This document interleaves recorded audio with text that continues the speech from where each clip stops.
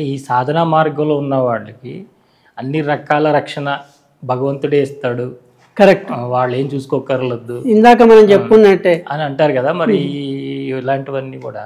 అవును. ఇప్పుడు ఇక్కడ రెండు ఉన్నాయి. భగవంతుడు ఉన్నాడనేది అందరం ఒప్పుకుంటున్నాం, కానీ సంపూర్ణ శరణాగతి ఎక్కడిది? అన్యథా శరణం నాస్తి త్వమేవ శరణం మమ అని మనం చెయ్యట్లేదు కదా. భగవంతుడు ఉన్నాడంటున్నాం, వెళ్తున్నాం, మొక్కుబడిగా నమస్కారం చేస్తున్నాం, తీర్థప్రసాదాలు తీసుకుంటున్నాం, వస్తున్నాం. కానీ అనుక్షణం భగవంతుణ్ణి మరవకుండా ఉండటం లేదే. అనుక్షణం కూడా ఏ పని చేస్తున్నా భగవదర్పితం చేస్తూ నిరంతరం భగవత్ చింతనలో ఉంటే అది మీరు అన్నట్టు ప్రహ్లాదుడికి జరిగింది కదా. ఆయనను ఏనుగులతో దొక్కిచ్చినా, పర్వతం నుంచి దూకిచ్చినా ఏమీ కాలేదు. ఎందుకు కాలేదంటే ఆయన మనస్సు మొత్తం విష్ణు పాద స్మరణయందే ఉంది. ఆయననే ఇంకా 9 విధ భక్తులు చెప్పాడు, 9 విధాల భక్తి విధానాలు చెప్పాడు.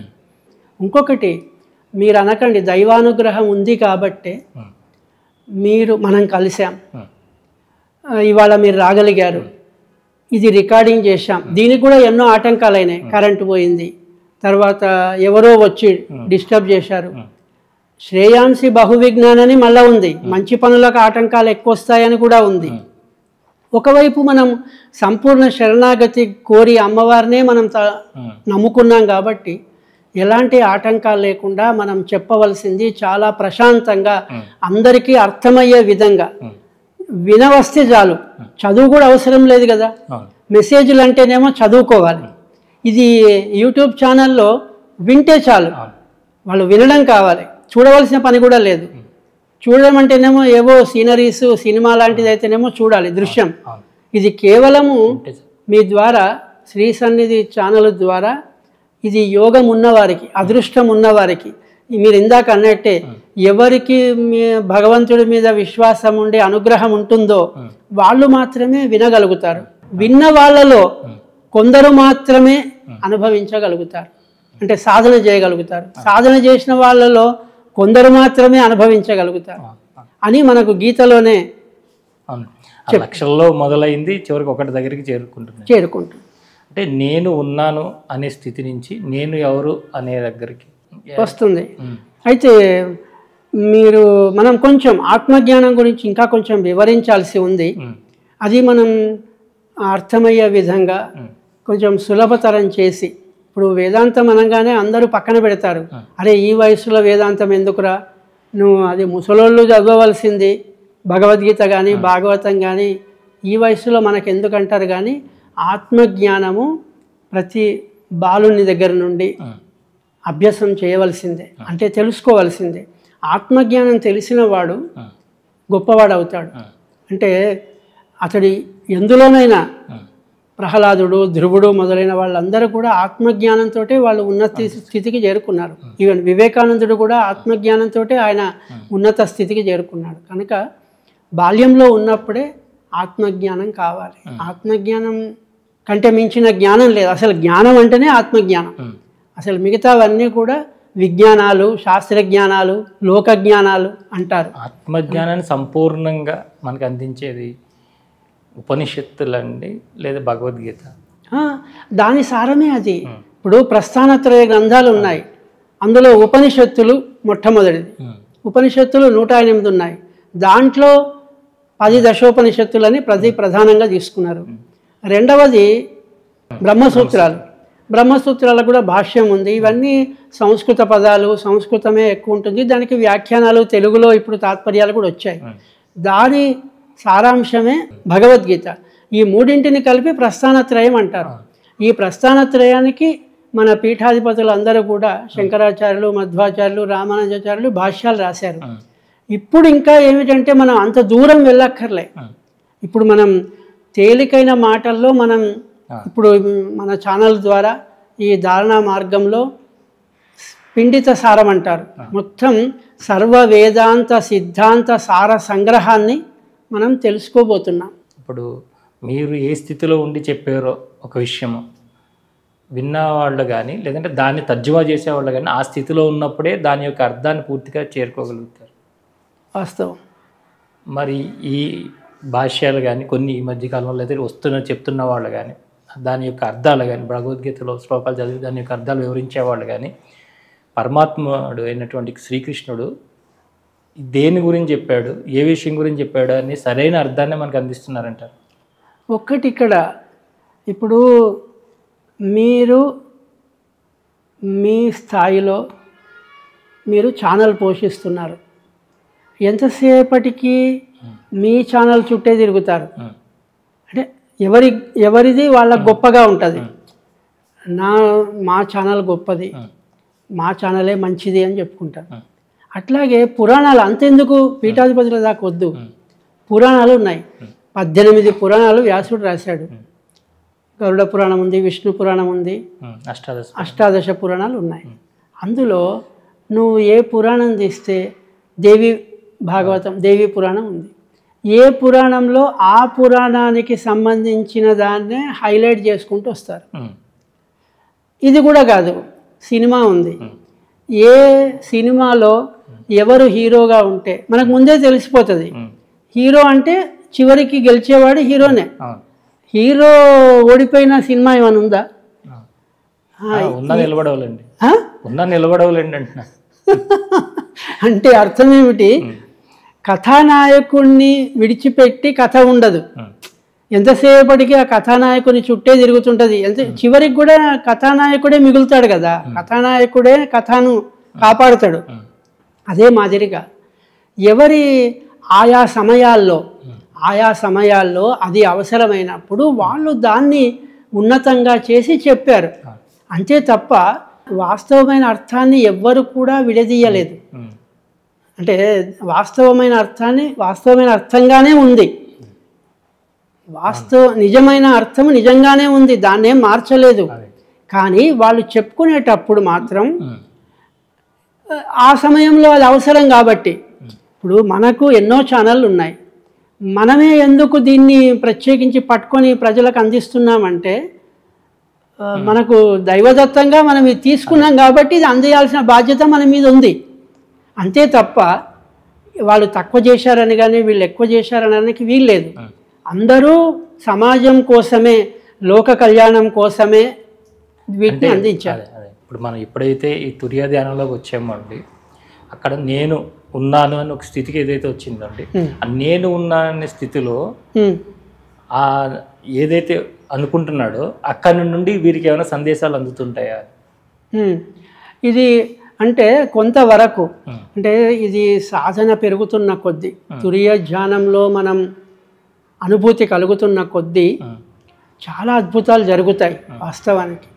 అంటే అవతలి పరేంగిత జ్ఞానం అంటారు దాన్ని. అసలు వాస్తవానికి అనిమాది అష్టసిద్ధులు ఇక్కడనే ప్రారంభం అవుతాయి, కానీ వాటిని నమ్ముకోవద్దు అంటున్నాను. వాటిని నమ్ముకోవద్దు, వాటిని ధ్యేయంగా పెట్టుకొని చేయొద్దు. ఇప్పుడు మీకు ఆనందం కావాలంటే మీరు కోరకుండానే మీకు ఆకలి అవుతున్నప్పుడు భోజనం లభించింది అనుకోండి, మీరేం కోరలేదు, టోకెన్ తీసుకోలేదు, ఎవరికి చెప్పలేదు, మీకు టైంకు భోజనం వచ్చింది. ఎలా సాధ్యమైంది? ఆనందమైందా కాలేదా? ఈ మాదిరిగానే ఎవరి స్థాయిలో వాళ్లకు, ఇప్పుడు మీరు మీ పనిని ముడిపెట్టుకునే ఉన్నారు ఎంతసేపటికి, దీని నుంచి బయటకు రారు. ఎంత ఆనందమైనా మీ పనిలోనే జరగాలి, కొత్తవి జరగడానికి లేదు. అంటే ఇందులో అవతలి వ్యక్తికి మనం ఏదో చూపించే అద్భుతాలు ఏమి ఉండవంటున్నా. ఇప్పుడు నా స్థితిలో నాకు సంబంధించిన అనుకూలమైన ఆనందమే నా చుట్టూ తిరుగుతుంది, వారికి సంబంధించిన ఆనందమే జరుగుతుంటుంది. ఇక్కడ ఒక్కసారే మనం అభూత కల్పనలాగా చెప్పడానికి ఉండదంటున్నా. మనం వెళ్ళే మార్గానికి ఆటంకాలు లేకుండా మీ స్థితిలో మీకు ఆనందం ఉంటుంది అంతే. అది ఏం జరుగుతుంది? మీకే రేపు ఇంకొకరిని కలవాలి, వారే ఫోన్ చేసి రండి సత్యం గారు అన్నాడు అనుకోండి, అది ఆనందమే కదా. అంటే అది ఒక రకంగా సిద్ధి, కానీ అది సిద్ధి అని చెప్పడానికి లేదు.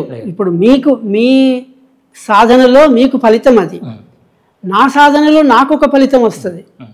అట్లా ఎవరి అనుభూతిని బట్టి వాళ్లకు ఆయా అనుకూలాలు ఆనందానికి తగినట్టుగా వెళ్తాయి. అంటే సుఖదుఖ బాధను అధిగమించి ఒక ఆనందమైన స్థితిలో మన జీవన విధానం గడుస్తుంది. సరే, ఆ అనుభవించడము, కోరుకోవడం మీ స్థితిని బట్టి మీద ఆధారపడి ఉంటుంది. అంటే ఇక్కడ ఎప్పుడైనా సరే ఈ స్థితిలో ఉన్నప్పుడు కానీ ఇంకోటి అయినప్పుడు కానీ వాళ్ళకి ఇంక నేను సైలెన్స్లోకి వెళ్ళిపోతున్నానేమో, దీనిలో నుంచి ఇంక నేను బయటికి రాలేనేమో, నన్ను ఎవరైనా కదిపితే బాగుండు బయటకు వస్తాను అని పక్కన ఎవరైనా పెట్టుకుని కూర్చోవాలా? అదే చెప్తున్నా. ఇప్పుడు గాఢ నిద్ర పోయేటప్పుడు మీరు ఎన్ని గంటలకు లేద్దాం అనుకుంటారు జనరల్గా?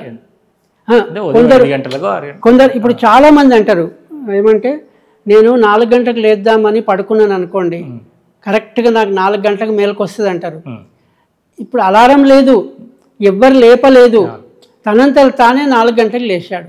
పోని అతను వదిలేసి మామూలుగా పడుకున్న వాడు ఏం చేస్తాడంటే, సహజంగా లేవరు పిల్లలు, ఇప్పటి పిల్లలు నిద్ర వాళ్ళకు తెల్లవారి అట్లా జామున్నే నిద్ర ఎక్కువ వస్తుంది, వచ్చి 6 గంటలకు లేస్తారు. కొంతమందికి ఆ సూర్యకిరణాలు వెలుగు రాగానే మెలకు వస్తుంది. అదే మాదిరిగా ఇక్కడ ఒకరిని బట్టి లేపాలని కానీ అందులో లీనమైపోతాడని కానీ ఏం భయపడవలసిన పని లేదు.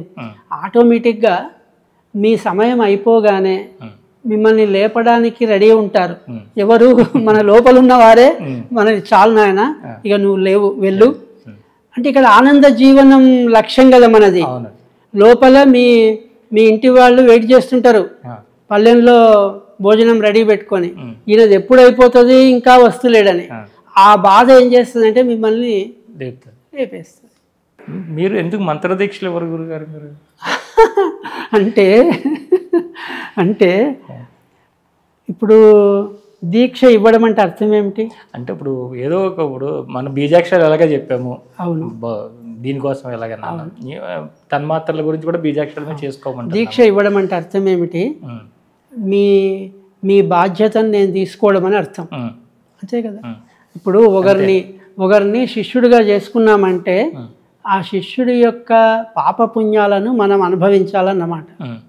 అయితే ఒక్కటి, ఇప్పటి వరకు శిష్యులుగా అసలు నేను గురువు అనే భావనే నాకు లేదు, ఫస్ట్ పాయింట్. రెండవది, ఎవరైనా వచ్చి నన్ను గురువు అంటే నాకు పెద్ద నాలో గొప్పతనం ఏం లేదు, ఎందుకు నన్ను గురువు అంటున్నారో అర్థం కాదు. మూడవది, ఎవరైనా శిష్యులు వచ్చి మనకు ఉపదేశం ఇవ్వాలి లేకపోతే దీక్ష ఇవ్వాలంటే ఇప్పుడు నేను ఏది మాట్లాడుతున్నానో అదే ఉపదేశం. ఇప్పుడు ఇదంతా ఉపదేశం కాదా, ఇదంతా దీక్ష కదా. ఇప్పుడు నేను మీతో సాధనలో చెప్పిందంతా, ఇప్పటి వరకు నేను ఎవరిని శిష్యులుగా కానీ దీక్ష ఇచ్చిన వాళ్ళు కానీ లేరు. ఇంతవరకు ఆ విషయంలో నేను తీసుకోలేదు. ఎందుకంటే మనది ఒక పరంపరాగతంగా వస్తేనేమో అవసరమవుతుంది, ఇది పరంపరాగతంగా లేదు. ఇది మన అంతరంగం నుండి వచ్చిన జ్ఞానము ద్వారా మనం ఈ స్థితి అనుకోరాదు, ఇంత దూరం వచ్చాం. ఇప్పుడు మనం కొత్తగా కల్పన చేసి దీక్ష ఇవ్వడమని ఉపదేశాలు ఇవ్వడమని చేయడం వల్ల దానివల్ల లాభం కంటే ఎక్కువ నష్టమే ఉంటుందని నేను అనుకుంటున్నాను. ఎందుకంటే ప్రస్తుత కాల పరిస్థితులు ఒకే రకంగా లేవు. ఒకప్పుడు 10 ఏళ్ల క్రితం ఉన్న కాలం పరిస్థితులు ఇప్పుడు లేవు. ఇప్పుడున్న కాల పరిస్థితులు రేపు ఉంటాయని నమ్మకం లేదు.